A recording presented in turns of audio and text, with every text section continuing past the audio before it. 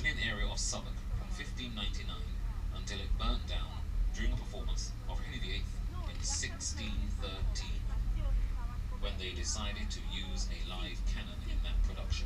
However, there was another one, but it was pulled down about 30 or so years after the original by the then ruling Puritans. Now, Puritans were the people, very proudly, the folk who banned all forms of entertainment in the city of London, a small area once over on the left. They tried to do the same in the then lawless area of Southwark to the right. I'm talking over 5 centuries ago, of course. And the Puritans, they even, for a few years, banned Christmas. We're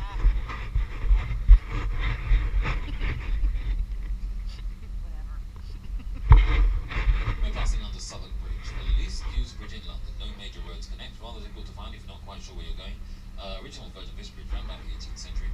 Up to the 1930s, one had to pay to cross this bridge. It was a toll bridge back then. I think this one dates back to around about the 1950s, but I'll talk about previous crossings around here on the return journey, because one of our well-known drinking establishments is over there on the right, with the red window frames, the anchor pub. There it is. It dates back to the mid to late 18th century. Archaeologists, though, did find earlier parts beneath when it was once the Bankside Tavern. When the Bankside Tavern was over there, it's the place where Shakespeare's actors used to change, uses their changing rooms, because the original Globe Theatre was only about 30 or so yards away. Actually, if you go into the anchor pub, go pretty much down to its lower regions, you will find remnants of the old Bankside Tavern. As we pass under Cannon Street Railway Bridge.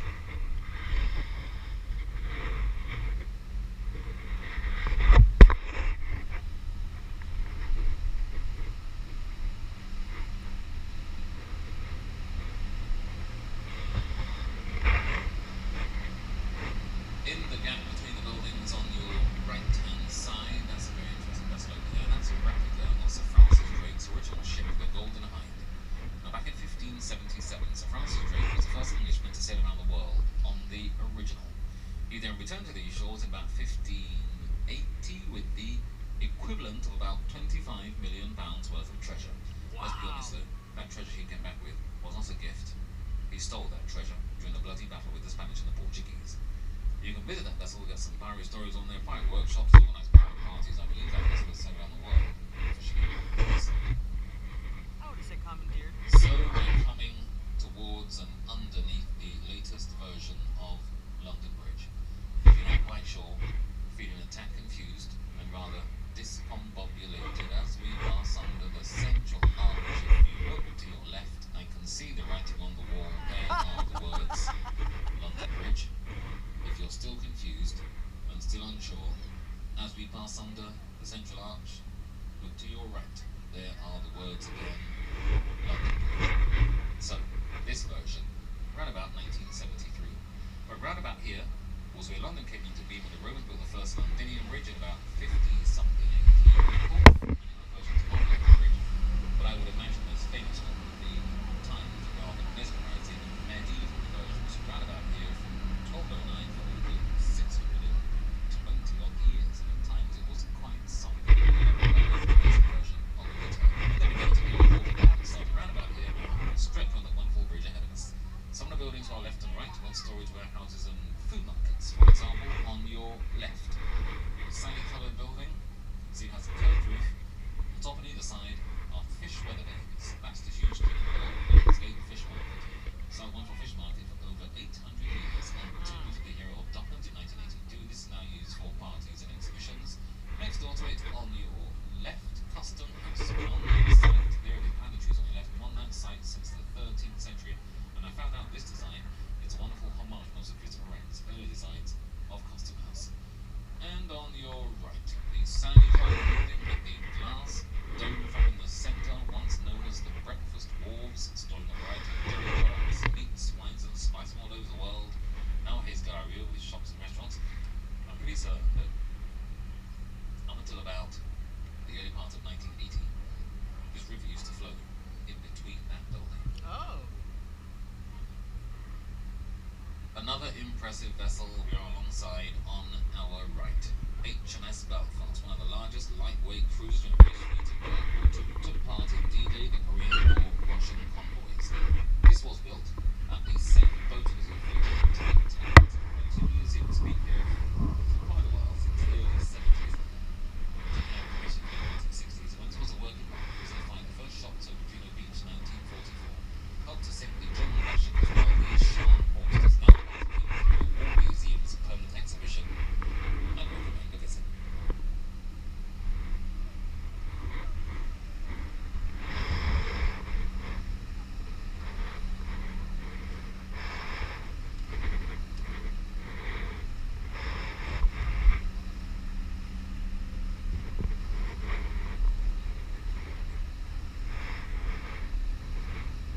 before I talk about the one bridge in front of us, some of the to its left, let's deal with some modern buildings on the glass dome building here is the wife's our fun, chirping mayor, Mr. Boris Johnson, in July 2002.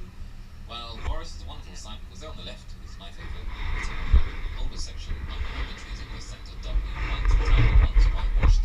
Early plans by William the Conqueror, otherwise known as William the First, and Forest Chapman at the early 1070s. But we shall recap and learn more on the return because we're coming towards the nation of the world's most famous bridge, Tower Bridge. Completed 1894, designed by Horace Jones and John Wolfe Barry. Bascules in the centre do still split open, rise up to old tall ships and large cruise liners through. High above the pedestrian walkway once used, now home to history of the bridge.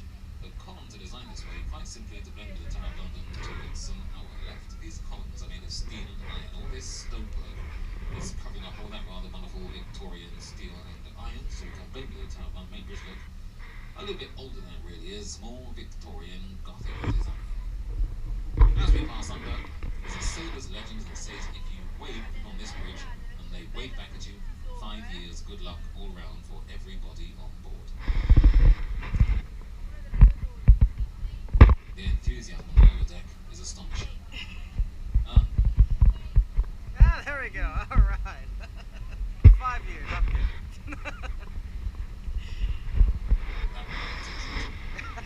So we're in the main part of the old port of London. Up until the onset of the First World War, the old port was the busiest and largest port in the world. Over 50,000 ships use this area. Over 30,000 people once employed in the ports and the docks. During its busy life, the activity around here at times would have been quite astonishing. This area once called for a variety of vessels. They were all been built to store their goods in their storage warehouses inside of the buildings. Through the Second World War, was still very busy. Then it began to change. As we moved on to the 1950s, the old port began to shut down due to medical reasons. The result, unfortunately, many families lost their livelihoods. In the 60s, they needed to shut down as a way from the open dock area, and through the vast of the 1970s, many parts around here became very derelict until a few business types, terrorists and comrades with business jumpers, decided to build those storage warehouses. Other business types joined in. They decided to convert those and others to what we see before us, very nice warehouse openings.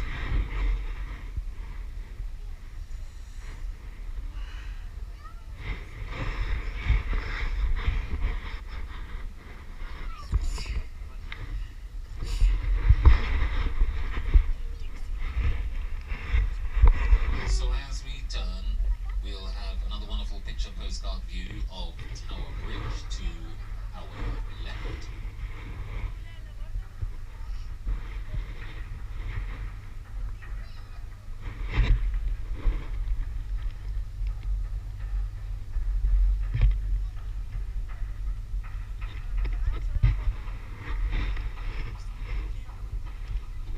So the Bascules enter Tower Bridge today. They take about a minute and a half to rise up, a minute and a half to come down. When the bridge was opened in 1894, I'm sure we can all imagine the celebrations back then would have been quite something.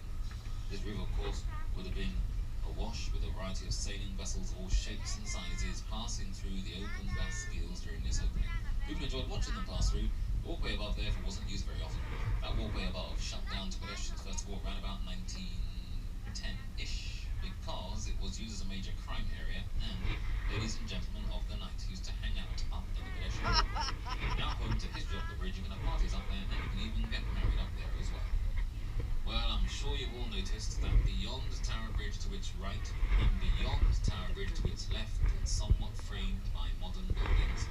But I must confess, one is not a fan of this modern tomfoolery. Over on your right, see beyond Tower Bridge, beyond the Tower of London, you can see the slightly curved building, that's the walkie-talkie. To its right, the slanted building, that's the cheese grater. And there on your right, in between Tower Bridge and the Gourmet Hotels, the glass cone-shaped building, the Gherkin, completed around about 2005. When it was completed, lit up in dark green, and it looked like a gargantuan giant gherkin. Oh, what? What's a... Oh. Don't worry, I'm going to give a glowing review to that pointy thing over there on the left-hand side. Not my favourite by a long shot. But as we pass back under the Bascules of Tower Bridge, let's continue to the Tower of London on your right. So remind once again, older section behind the trees in the centre, the White Tower, in the conquer back in the 1070s. Then the whole building was updated and extended by a variety of monarchs in the many centuries. 21 galleries out of London, all with different names, many varying bizarre stories. Once a royal palace, most famous for being a fortress and a notorious prison. If you look to your right up the sandy area, there's a great view of the brick-top entrance. You can clearly see the words above it, entry to the Traitor's Gate. That right has been there for centuries. Painted over the Queen's Diamond Jubilee celebrations 2012, dubbed the first one-way street in London. If you worked on notoriety centuries ago, found guilty of major crimes, you've been sailed through there or low tide into prison, maybe waiting to face a public execution beyond on Tower Hill. Well, it's not running for many things. I mean, for example, the Royal Observatory walking into Canals was once a well-known zoo as well. Animals were kept over there until the late 1830s, then moved on to Regent's Park, London Zoo. It's now home to the Crown Jewels, and the Crowns have been there for over 600 years, guided by the open borders and the British Army as well. If you haven't been to the Tower of London, I recommend it very, very highly. Quite wonderful. The Tower of London, unsurprisingly, is in my top one. Right, the Charlotte Glass on the left, 310 metres tall, 1,016 feet, over 70 floors, will be home to the 5-star Shangri-La Hotel. Office space, who knows what else, home to 10 apartments. Each of those 10 apartments sets you back over £40 million. No doubt, home to the uber rich and elements of the Illuminati. So London Bridge is in front of us. Let's imagine the medieval version. It was very different to this one, of course. It was over 900 feet long. It had 19 arches on it, spanning the old medieval version on the top, 6 to 8 stories of shops and houses. In the middle, a huge chapel called Thomas Becket. Smaller chapels either side. A school was on that bridge. Between the archways at times there were waterworks, water wheels, more shops, more houses. Records do show that during that period of time, over 2,000 people owned to lived and worked on the old medieval version.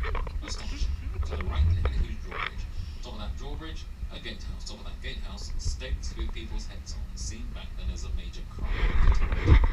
Yes, right. On your right, in the gap between the buildings, you'll see a clock with a shiny golden top.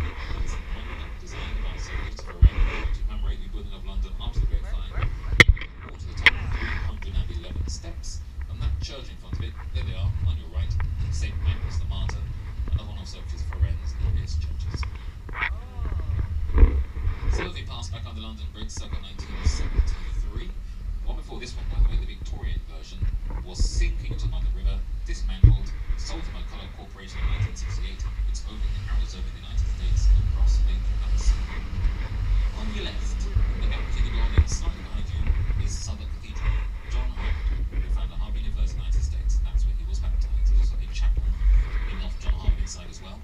And Southwark Cathedral's been on that site in different forms since the 7th century, once again. Staying on the left, the grey building, you can see the name of the building there, Winchester Walls. On that site, between 1106 and 1781, stood the notorious Clink Prison. That prison once owned by the bishops of Winchester. Behind those apartments is an exhibition all about that notorious prison, which burnt down during the Gordon anti-Catholic riots of 1780.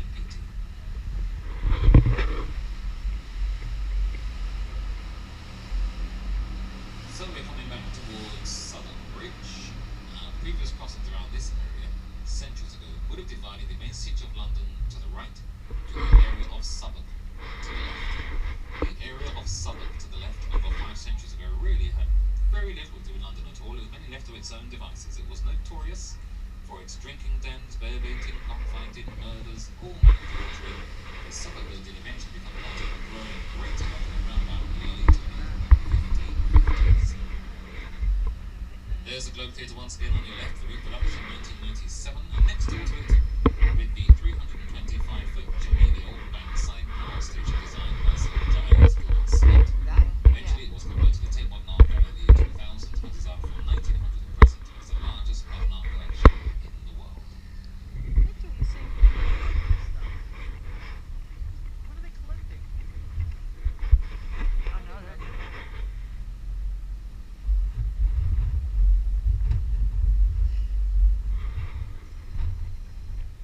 So as we pass back under the Millennium Bridge, in the gap between the buildings on your right, another okay view of the south side of St. Paul's Cathedral.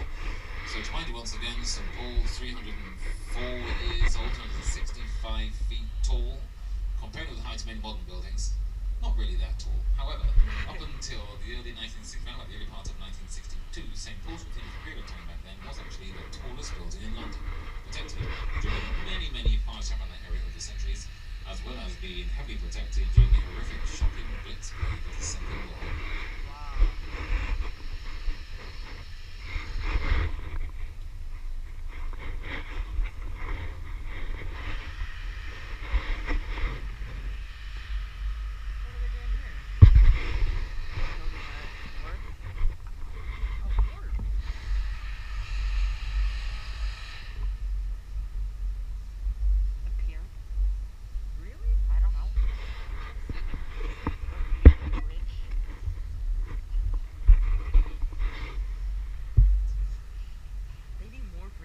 So we're coming back towards Alexandra Railway Bridge, Blackfriars Road Bridge, and those red columns left in the front to no bridge across them. Those red columns are all what's left of the old St Paul's Railway Bridge that carried the first ever steam trains across its part of the Thames back in the 1860s when it was owned by the London, Chatham and Dover Railway Company. The base of the red columns are part of the foundations for the bridges on either side, and the remaining red columns, I believe, are staying where they are. It's a wonderful reminder of that old steam railway once spanned this part of the Thames. As we pass back under Blackfriars Road Bridge.